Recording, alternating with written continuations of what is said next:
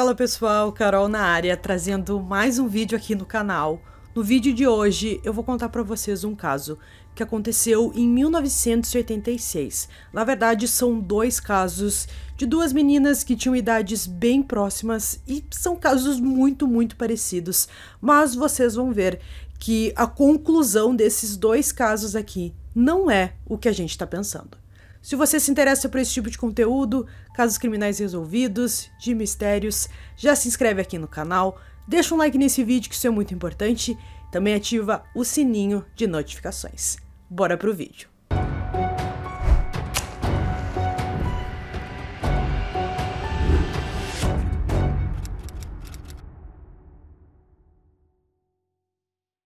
Em 1986, Michelle Welch estava com 12 anos e morava com sua família em Tacoma, localizado em Washington, Estados Unidos. No dia 26 de março daquele ano, por volta das 10 horas da manhã, ela e suas duas irmãs mais novas, de 9 e 11 anos, subiram em suas bicicletas e partiram de sua casa para a cidade vizinha. Naquele dia, elas queriam aproveitar bastante as férias de primavera e queriam ficar um tempo em um parquinho que havia na cidade. A mãe das meninas, chamada Bárbara, trabalhava naquele momento e não poderia se juntar às suas filhas. Mas ela deu a seguinte ordem: elas podem ir se prometessem que iriam se encontrar com uma babá chamada Linda na hora do almoço. E assim ficou combinado. Quando as meninas chegaram na cidade vizinha, Michelle percebeu que tinha esquecido o almoço dela e de suas irmãs. Com isso, ela deixou suas irmãs no local e voltou para casa sozinha para buscar a refeição, perto das 11 horas da manhã. Esperando que Michelle voltasse em breve, suas irmãs foram até um banheiro para lavarem as mãos antes do almoço.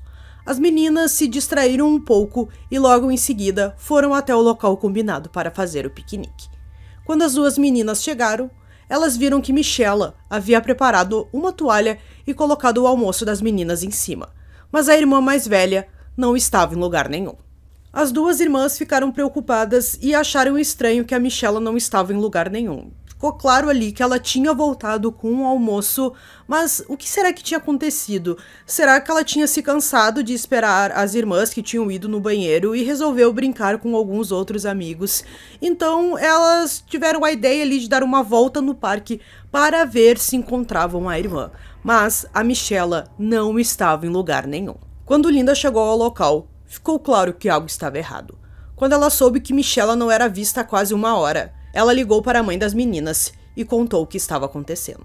Ao saber que sua filha não estava em lugar nenhum, Bárbara sabia que tinha algo muito errado. Temendo o pior, ela ligou para a polícia e falou as palavras que nenhum pai jamais gostaria de dizer em voz alta: "Meu filho está desaparecido." O policial que atendeu o telefone não se preocupou muito. Ele disse que provavelmente Michelle iria aparecer logo. Talvez ela estivesse apenas brincando com alguns amigos. Com isso em mente, ele aconselhou Bárbara a ligar de volta se não tivesse notícias dela no dia seguinte. Bárbara não aceitou o que o policial disse. Ela disse que sua filha não era o tipo de garota que faria algo desse tipo, sabendo que sua família ficaria extremamente preocupada com ela. A Bárbara estava furiosa com o policial, ela tinha certeza de que alguma coisa ruim tinha acontecido com sua filha, e ela até mesma disse que se o policial não quisesse procurá-la, ou enfim, mandar alguém até um parque, ela faria isso sozinha ou encontraria alguém que fizesse isso por ela. Então o policial viu que a mãe estava muito nervosa e que ela não iria desistir, então ele mandou uma equipe até o parque. Nesse momento, sua mãe já estava no parque e depois de desligar o telefone, ela continuou procurando por sua filha. Ela gritou seu nome várias vezes, mas não teve respostas. Ao chegar ao parque e coletar o máximo de informações que pôde sobre os acontecimentos do dia, o policial que estava no local acreditou que Michelle não havia saído do parquinho por vontade própria, assim como a família da criança desaparecida pensava. Assim que a notícia se espalhou de que havia uma criança desaparecida, a comunidade se reuniu e formou um grupo de busca voluntária. Em seguida, os policiais levaram cães farejadores para vasculhar a área. Pouco antes da meia-noite do dia em que Michelle foi vista pela última vez, seu corpo bem machucado foi encontrado em um barranco, perto de uma trilha, menos movimentada.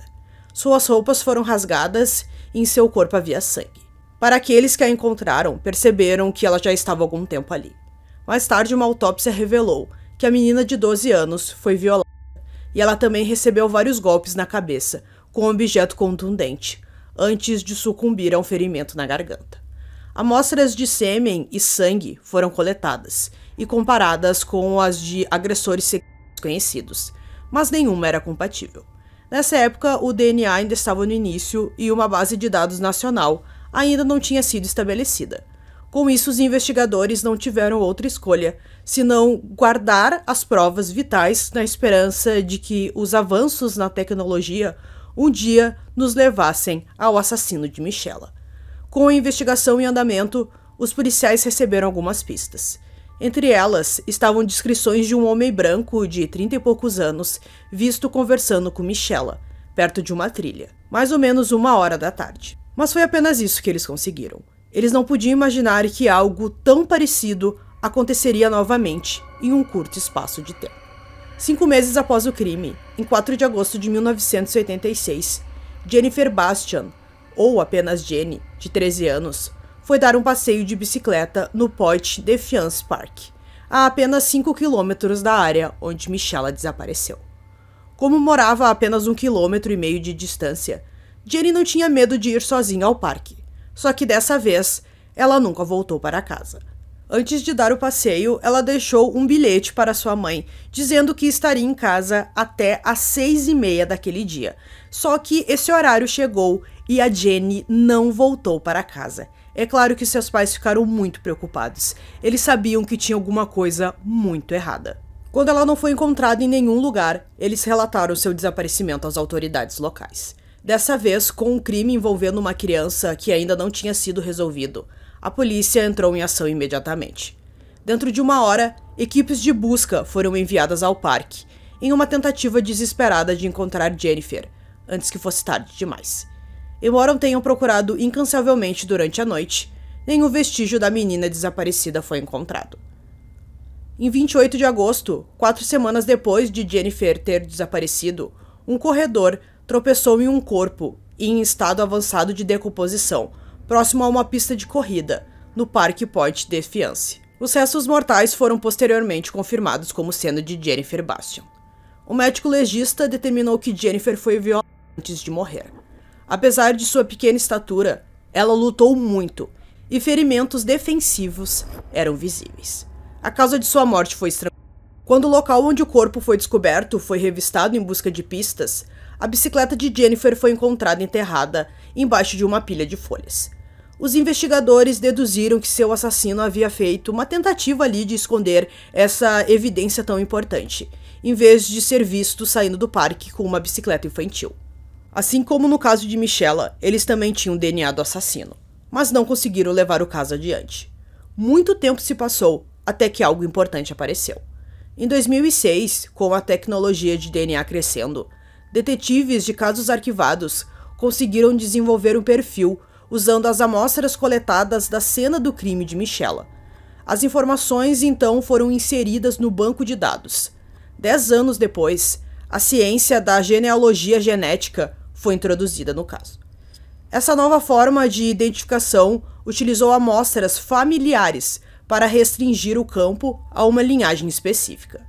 Embora essa forma de perfil de DNA tenha sido originalmente desenvolvida para permitir que indivíduos que estão ali interessados em saber suas origens, saber mais sobre seus ancestrais, ela se provou uma ferramenta muito importante na resolução de crimes. Percebendo que não tinham nada a perder, os detetives enviaram ao laboratório o DNA estranho, encontrado nos restos mortais de Michela e Jennifer, para análise. Com o objetivo de conectar suas vítimas a um suspeito comum, eles também começaram a enviar lotes de amostras de 160 infratores que ainda estavam na lista para comparação com o DNA do assassino. Enquanto vários resultados deram negativos, os detetives deram uma outra olhada no arquivo do caso de Jennifer. Enquanto olhavam as páginas, viram que um mecânico local chamado Robert Hasburn havia dado uma denúncia nos primeiros dias de investigação, alegando ter testemunhado um homem rondando o Pointe Defiance Park, no dia do desaparecimento de Jennifer. Segundo ele, o sujeito em questão se encaixava na descrição do homem visto conversando com Michela pouco antes do crime. Como os responsáveis são conhecidos por fornecer pistas falsas em um esforço ali para despistar a polícia, os detetives decidiram dar uma melhor atenção a Robert. Depois de contatá-lo em sua casa em Illinois, eles perguntaram se ele estaria disposto a fornecer uma amostra de sangue, explicando que era uma formalidade. Ele deu a amostra sem problemas. Com isso, seu perfil de DNA foi adicionado ao estoque cada vez menor de evidências biológicas que aguardavam para serem comparadas com o do assassino. No início do verão de 2018, os detetives enviaram as últimas amostras, esperando finalmente terem uma resposta positiva. Um mês depois, eles tiveram a chance que esperavam quando souberam que o DNA deixado pelo assassino de Jennifer pertencia a ninguém menos que o prestativo Robert Hesburn.